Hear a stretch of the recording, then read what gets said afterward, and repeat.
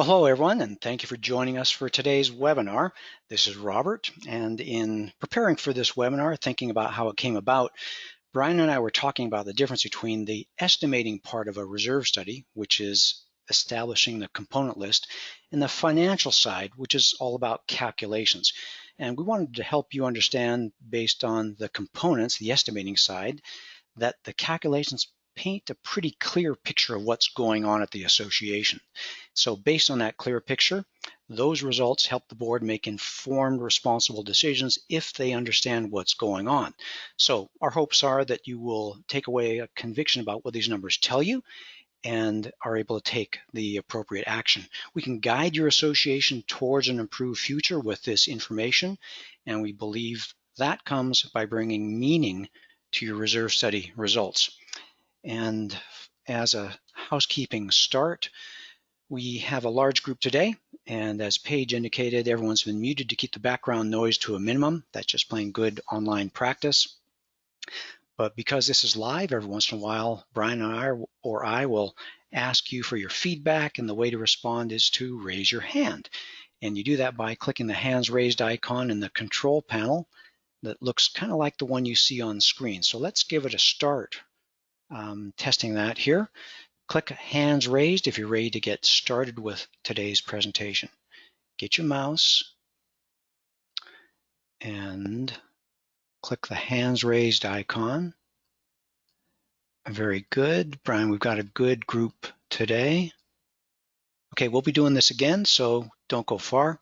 Okay, I'm going to click hands down, and we're going on today's presentation. Today we're going to be going through the material in 4 parts.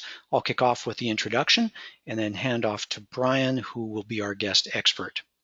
It all starts with the understanding that every reserve study has 3 parts. First is the reserve component list, which we call the foundation of the reserve study. And that reserve component list defines the scope and schedule of your upcoming reserve expenses. And assembling the reserve component list or updating it, that's the material we covered in Reserve Studies 101. Now, out of curiosity, give me a show of hands how many of you have attended that program, Reserve Studies 101. Okay, looks like less than half. Okay, got it. I'm going to click hands down. Thank you. In case you missed it, we've got a recorded version on our website along with the outline of that program. It's not a prerequisite, it just helps to understand kind of the background.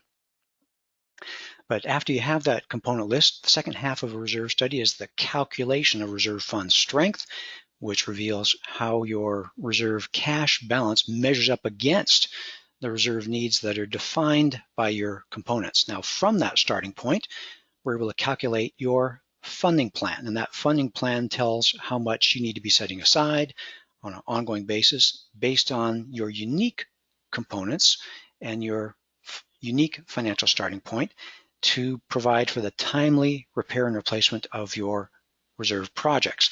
And that's the definition of having adequate reserves, enough reserves on hand to pay your predictable reserve bills. We want to point you in that direction.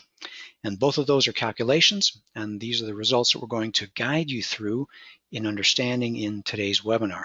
So, Brian, as you begin to tell our audience how reserve fund strength is calculated, I guess your first question to answer is, why should anyone care that all that we talk about today, all the calculations we talk about, are defined in National Reserve Study standards? Yeah, thank you so much, Robert. So like you said, reserve studies guide you towards knowing what you're reserving for, whether or not you have enough cash on hand now, and then how much cash you need to be setting aside to prepare for those inevitable and upcoming expenses. Because of National Reserve Study standards, all reserve study providers can give consistent types of advice on all types of properties, like big high-rises, simple townhomes, special application associations like a condominium or a parkondominium, types of projects that you might be hearing about, or of course, just your large condominium associations with a long list of components. And speaking about components, like you said, all of the calculations we'll be talking about today are based on the reserve component list. So to make sure that the component list is consistently assembled, component selection is based on the National Reserve Study standards four-part test, and that's what you see right now on screen. That four-part test says that in order for a component to be funded through reserves, it needs to be a project that has, number one, a common area maintenance responsibility. It needs to have a limited useful life. It must have a predictable remaining useful life, and it needs to be above a minimum threshold cost of significance. And the result is a component list that looks something like this, with a description of each component, its anticipated useful life, its remaining useful life, and the current cost estimate. This is the actual component list that we're going to be using for all of today's examples. Great, got it. So that was a nice little recap of what we cover in Reserve Studies 101 and a little introduction to where we're going today. But I want to assure everyone that while we're talking about calculations, we're not going to be asking anyone to pull out a calculator. I just want to make the point or reinforce the point that the component list is assembled based on National Reserve Study standards. So those are kind of foundational elements. And now the question is, with reserve fund strength, how do you measure and find out if an association has enough cash in reserves? And Brian, for you, isn't that answer going to be different for every association? How are we going to be able to answer that today? Because they're different in age and type and how soon their projects are going to occur. What is a good amount of reserves to have on hand? Right, and that's a great question. That's the kind of question you want to ask yourself if you're a board member or if you're managing a property. How much money should we have, and how do we know if it's enough? And so we've heard many ways people try to figure out this and figure out if they have enough. And so they'll use things like, well, it's a dollar per unit basis, or it's a dollar per unit adjusted by age, or potentially it's percent of annual budget, or percentage of unit value, or just maybe they make up a round number that sounds good. And so the problem is every association is essentially unique. So simple figures of merit just don't give us reliable guidance. But that's, again, where National Reserve Study standards step in with a solution. And that solution gives us all a reliable measuring system that works for all types of associations, whether they're large or small, complicated or simple, different types of construction styles, and based on the component list itself, which components, the size of the expenses, and the timing of those expenses. We'll be able to calculate how much should we have in reserves at any given point in time. So at your association, you can confidently know how your current reserve fund compares to your association's needs. And it's a fairly simple concept. So I can explain it in just a few examples. So here's the first component, pool furniture replacement. It has a 5-year useful life, a remaining useful life of 0, meaning it's time to be replaced, and its current replacement cost is $4,600. If you were a board member needing to buy a new set of pool furniture, how much would you like to see in reserves ready to be spent on the pool furniture? So think for a second. Right.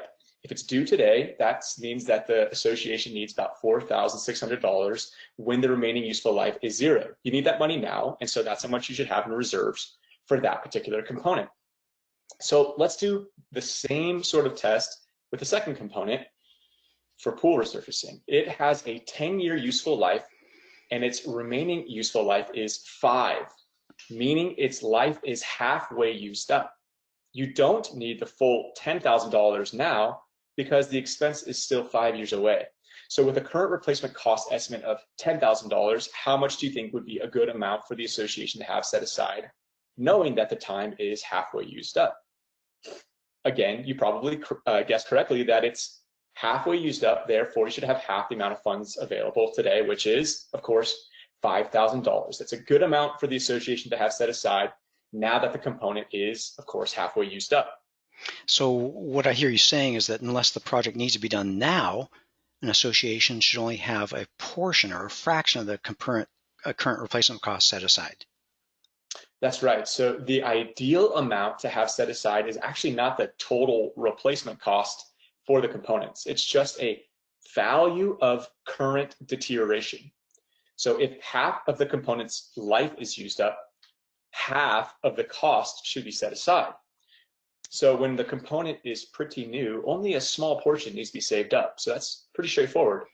The only time the association should have the entire amount of the component's replacement cost set aside is when it's time to actually complete that project. And so we call this concept in the reserve study world the fully funded balance.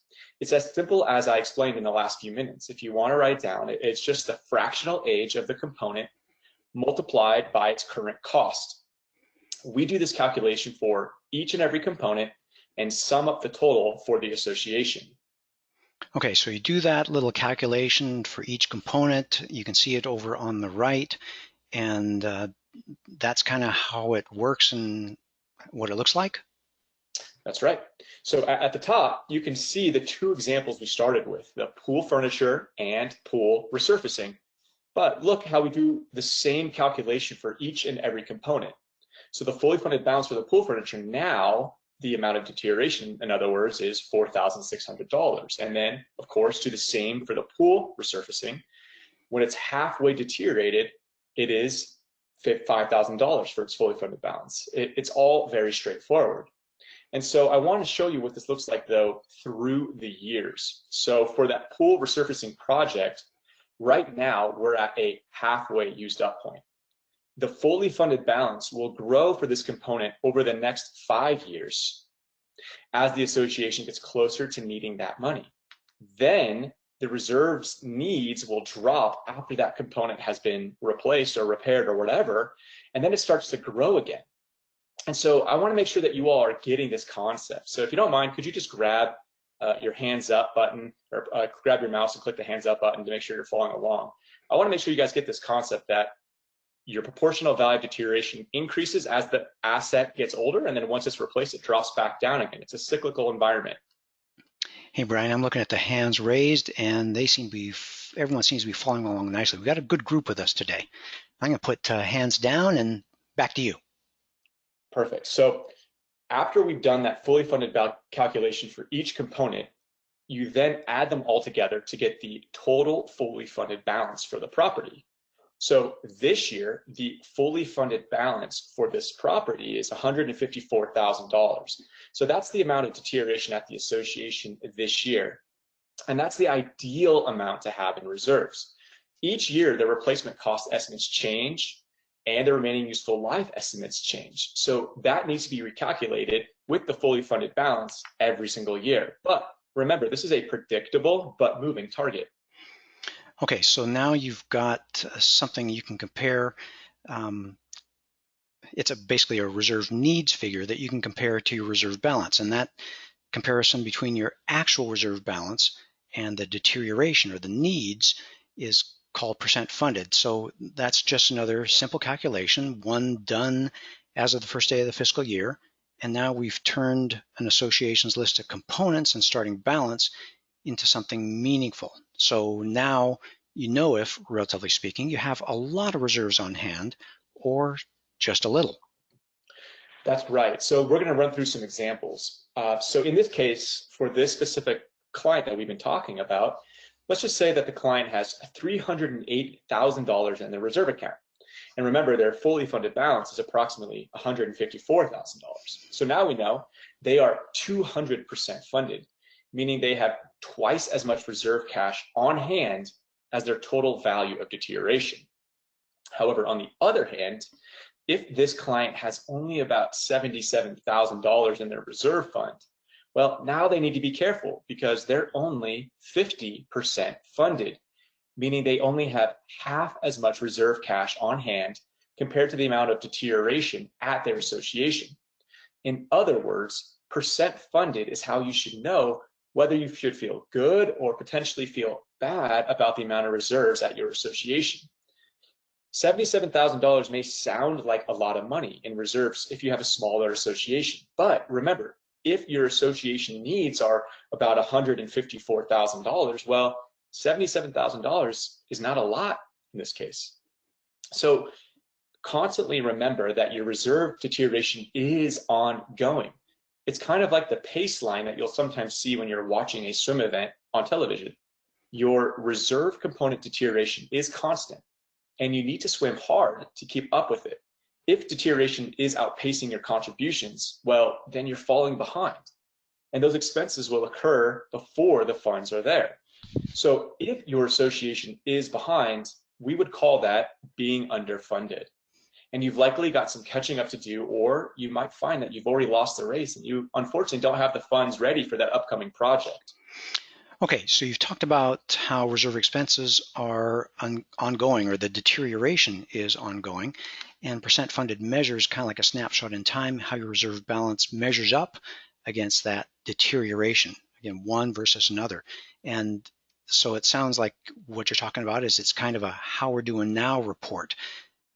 But in that swim race picture, you're starting to introduce the idea that some associations need to speed up or catch up or increase their reserve contributions to strengthen their reserve fund. And it sounds like there's a relationship between how much you're contributing, meaning how fast you're swimming, and the results of those contributions, how you're doing in the pool. Right. So there's a relationship between where you are. And so in that pool example we showed in the last slide, that's your percent funded. And then where do we go from here, which shows you how fast you're swimming. So I'll get to that, the reserve contribution side of things, in a bit. But first, I want to make sure that I make the point that your position in the race can be measured. So let me spend a little more time addressing what your percent funded tells you. So how much is enough to feel relatively good? So like I mentioned earlier, percent funded allows you to make the comparisons between associations because it's a relative measurement. Your cash compared to your reserve deterioration, because it's all measured on a percentage basis. You can compare a small association to a large association. You can compare a new association to an old association. It's all just reporting how well your association's reserve fund compares to its ongoing deterioration. So being 100% funded means your association is currently keeping up, meaning your reserve fund has kept pace with ongoing deterioration. You are as ready as you can be for all of your reserve expenses. In that swim race picture, even with cost that we should have set aside, excuse me, the pace line, and now we note that we've divided the scale into three ranges. Poor, which is the red 0 to 30% funded range, the new ones that are way behind, and then fair, which is the 30 to 70% range, and the green strong range, which is the 70 to 30% range. What makes the 0 to 30% range the poor range? So that's a good question. So look at the chart for a moment. It shows the relationship between percent funded and special assessment risk. Notice that on the left side of the chart are the associations with a low percent funded. Those are the ones with a high risk of special assessment in any given year. They're shown in red. They let the deterioration outpace their contributions, and they're unprepared for those inevitable expenses. And because of the special assessments are common for these types of properties. In the middle of the chart, these are the yellow fair range type clients, where the clients here, the special assessments are what you could call maybe infrequent. And special assessments for the properties that are above 70% funded on the green range, or the right side of the screen, special assessments for these clients is pretty rare. So this chart is a real eye-opener to boards thinking that they can get away with significantly underfunding their reserves, because in reality, they cannot. Reserve expenses are inevitable. If your association has let deterioration get ahead of contributions, well, you're going to be facing special assessments or deferred maintenance. Well, Brian, it looks pretty attractive to be out there in the green range off on the right. Right. And so you would think that everyone would want to be on that right-hand side. Yeah. So, I mean, that's the goal, of course. Right. Well, when you talk about everyone wanting to be out there, how many are in each of those general ranges? So if you take a random kind of a sampling of 10 associations from across the country, and actually this applies to all types of associations, no matter what type they are. Unfortunately, we find that 7 out of 10, or about 70% of associations in the nation, are underfunded. 30% of those are what we would call seriously underfunded, or in the poor range. However, that still means that 30% of associations in this country, so about 1 in 3, are well funded. So let that sink in. Having a strong reserve fund is not as rare as you may think. We tend to hear people saying, well, no association could ever have a strong reserve fund. But that's untrue. It's just that the problem associations are really the ones making all the news. We don't hear all this good news about these well-funded associations. Yeah, that's so much like the regular news that we hear. It's the trouble that makes the news. So what it sounds like is it all boils down to trade-offs, choices the board can make. If the board chooses contributions that offset deterioration and creates a strong reserve fund, like we saw in that chart out in the green zone, your association is prepared and you have a pretty darn almost absent risk of special assessments. But if the board chooses to under-reserve, those expenses are still going to occur, and that's why those ones have special assessments or deferred maintenance. So it sounds like your choice is to make reserve contributions now or special assessments later. It is ultimately the board's choice. They have a choice to either prepare for those predictable expenses or fall behind and then have to rely on a special assessment for a project that they could have anticipated and prepared for years in advance. Well, one message that we want to make sure is clear for managers and boards is that, like you just said, reserves are predictable. They're going to occur whether you're prepared for them or not. If you're not prepared, they still need to be done. It's just going to catch you unawares. That roof still needs to be replaced.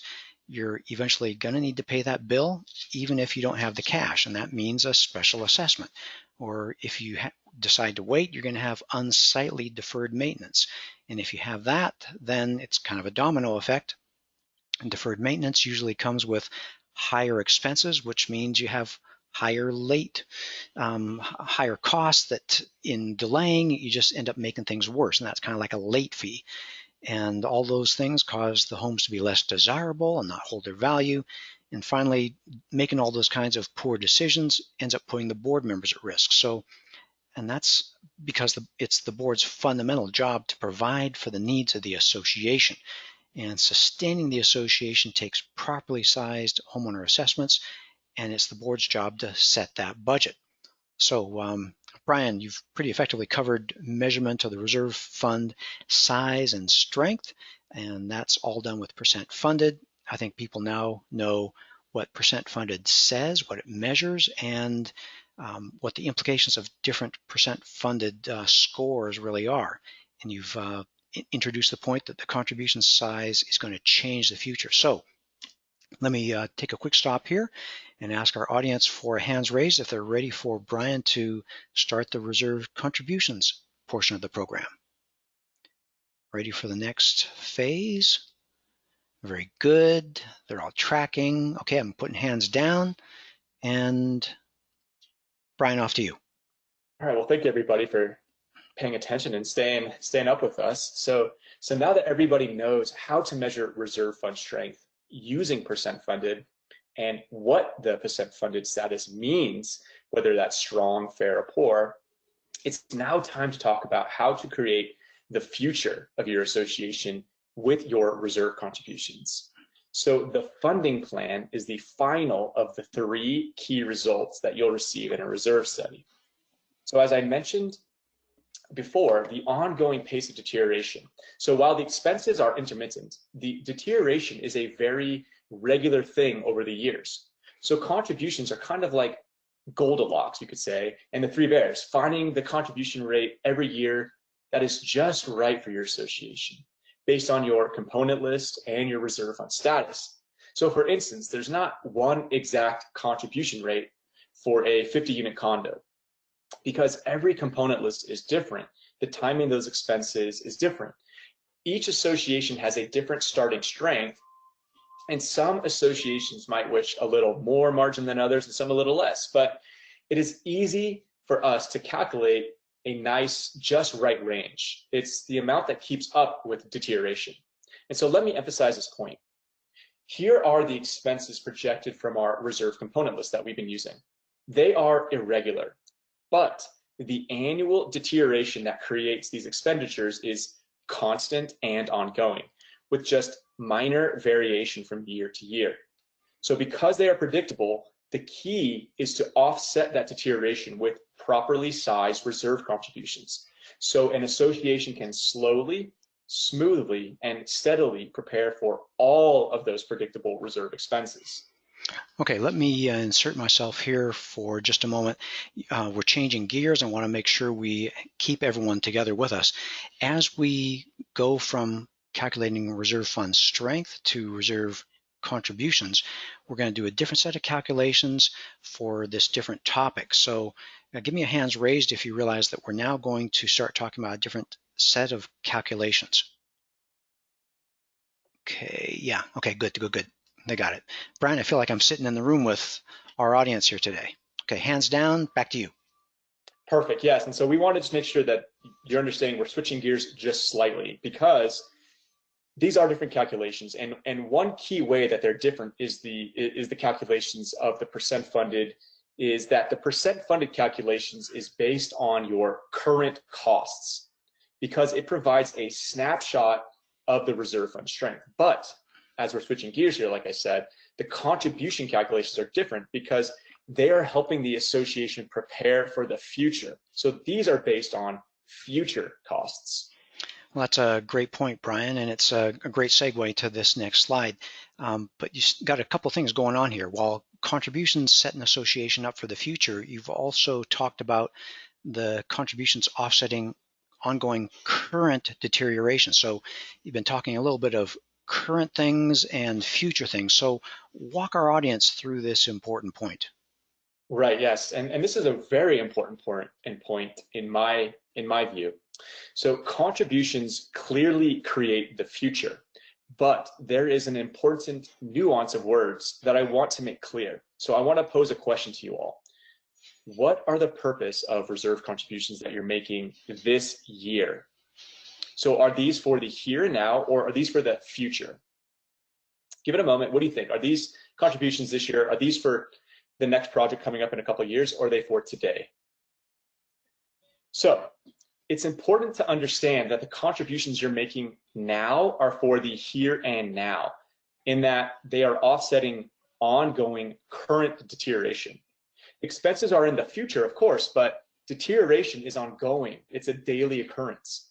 Reserve contributions this year offset this year's deterioration. And if this year's contribution offset this year's deterioration, then of course, the future will take care of itself. Done this way, the need for special assessments goes away. All owners will pay their fair share of ongoing deterioration. And these are all owners, meaning owners from today and 20 years from now. Everyone's going to be paying their fair share. And the board can rest peacefully knowing that they have budgeted for their known projects. So it's this year you take care of your contributions. Next year you take care of deterioration. Next year, a year in the future. So every year is taking care of its own ongoing deterioration, and that's how the future comes together.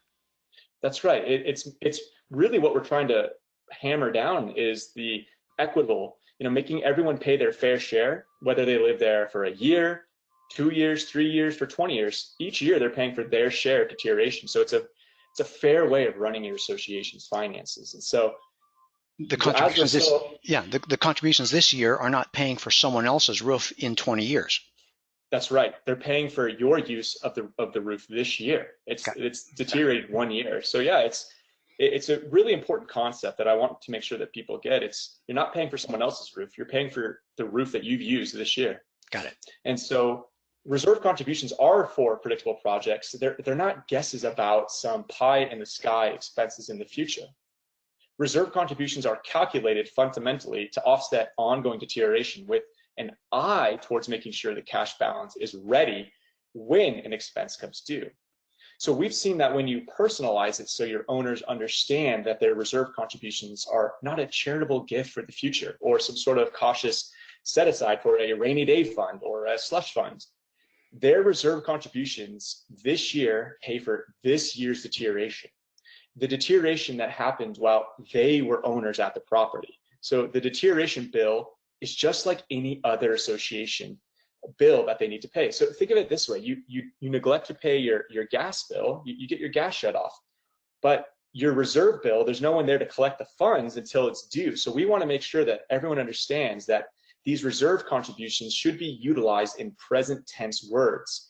You'll have much more success for the buy-in of your owners if you use current language. So this next chart shows the same components that we've seen before, but instead of calculating the fully funded balance, we'll calculate the deterioration rate, or the cost per year. So if you divide the cost by the useful life, you get the annual cost of deterioration per year. So it's easy to see in the second line. It's highlighted right there. Pool resurface $10,000 every 10 years means it's deteriorating at a rate of about $1,000 per year. Another easy one is that fourth line. As you can see, it's the asphalt seal component. It is also deteriorating at a rate of about $1,000 per year.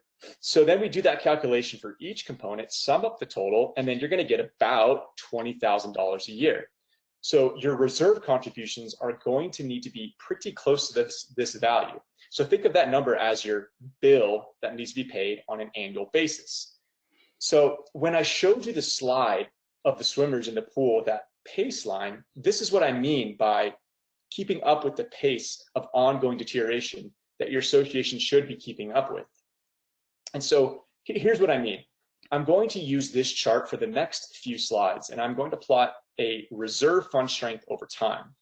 Time moves from left to right, and as I indicated earlier, a strong reserve fund is over 70% funded and is green at the top of your screen, while a weak or severely underfunded reserve fund is in the 0 to 30% funded range at the bottom of your screen, shown in red. The 100% funded level is highlighted with an arrow. So let's find out what the different reserve contributions rates do for this association. So let's take a typical association starting out at about 50% funded. Let's presume that they are making contributions of approximately $20,000, so matching that deterioration rate that we calculated previously. So they're funding their reserves at that rate. It's going to keep up with deterioration. It's not going to cause their reserve fund to gain or to drop in net strength. It's just bouncing around as the fully funded balance goes up and down over the years. They are just keeping pace with deterioration that is going on at their association. They are not getting ahead, but they're also not falling too far behind either. So if they're in the pool, they know that they're a length behind the leaders, and they're going to stay a length behind the leaders. They're not speeding up to catch up, and they're not falling further behind.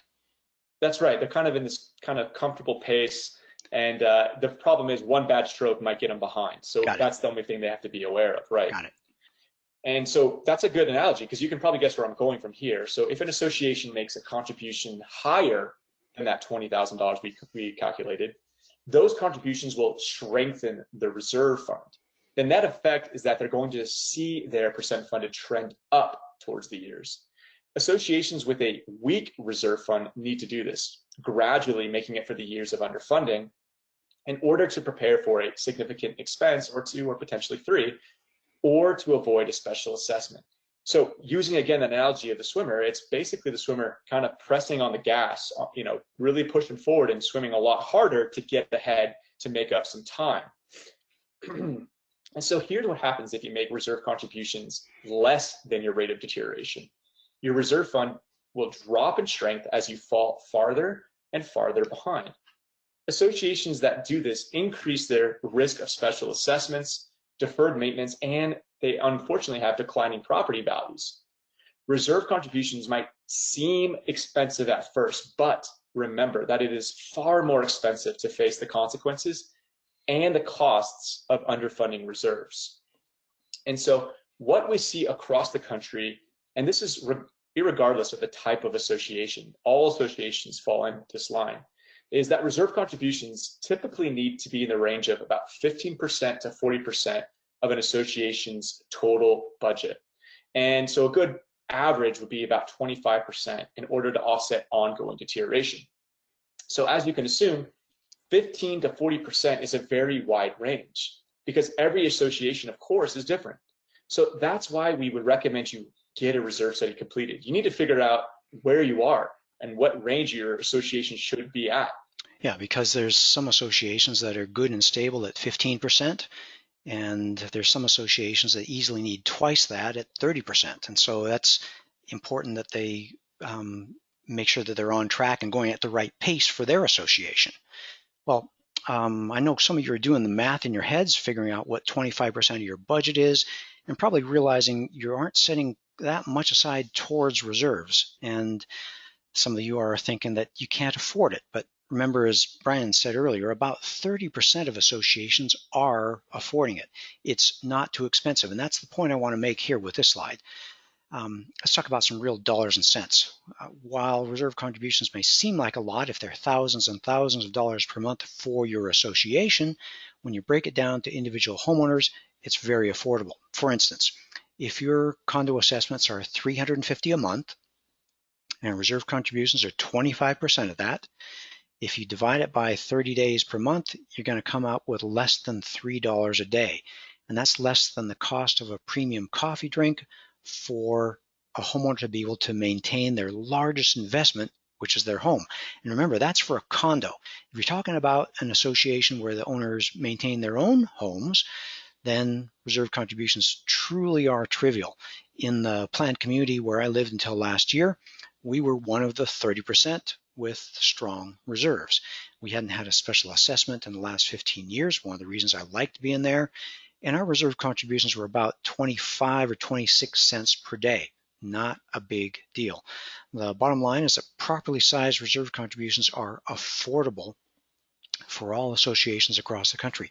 On a dollars per day basis for the owners, numbers are pretty small. Right. And so some of you all may be thinking to yourself, well, maybe we've got a lot of catching up to do. Maybe we're a lap behind the leader in the swimming pool. And so for associations that are significantly underfunded, they need to remember that it took many years to get into that underfunded situation. And so it's very reasonable to expect that it may take a few years to get themselves out of that situation. So it can be a multi-year journey. Don't be discouraged if it seems like a long way off. Like we mentioned, people have done it before. So we want to encourage you that it's possible. And so most associations can do it $10 at a time. And we call it the $10 solution.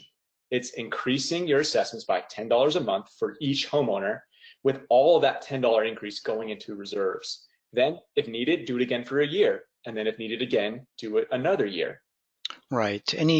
Just about any association can raise their reserve contributions $10 per month per owner. And that's a very workable plan, and it's a first step towards starting to get in the ballpark of having your reserve contributions offset that ongoing deterioration. Okay, well, let me start to bring this in for a conclusion. You all know how reserve fund strength is calculated, how it's reported as the association's percent funded, and what it means when you find your percent funded is strong or weak, or what those numbers mean. And Brian just finished explaining how the contributions offset ongoing deterioration, and year after year after year doing that, it's designed to provide funds so the projects in the future that are now in the future can get accomplished in a timely manner without, in that swimming pool illustration, without a last minute furious sprint. So that's a lot to cover. We have avoided some topics like National Reserve Study standard words for funding goals, full funding, threshold funding, baseline funding. Those funding goals describe how much margin associations might want when they're designed into a multi-year funding plan. And that's because some associations like a little more safety, and some associations like a little more special assessment risk, like to walk it a little closer to the line than other associations. And we also didn't take the time for describing different reserve funding plan calculation methodologies. And you've heard them before: the cash flow method, or pooling, component method, straight line, and the consequences of those choices. But no worries, those are exactly the topics we'll address in our upcoming Reserve Studies 103 webinar.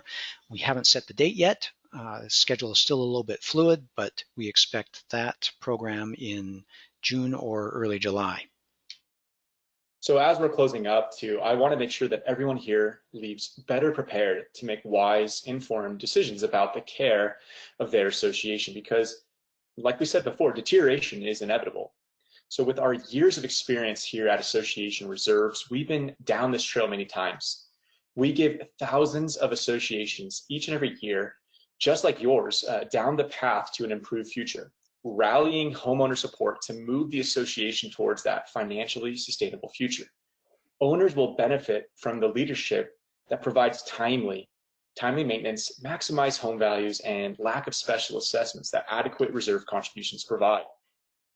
Well, thanks, Brian. We absolutely have covered a lot of ground today, and it's timely information, but we want to remind everyone that they can go to our website, reservestudy.com, to find a great library of articles and recorded webinars in our resources tab, an easy way to request a proposal if you want our help guiding you into the future, and of course a link if you scroll all the way down to the bottom where you can sign up for notifications of future webinars like this one. So at this point in time, I'll turn the microphone over to Paige, who will coordinate our Q&A time. Paige.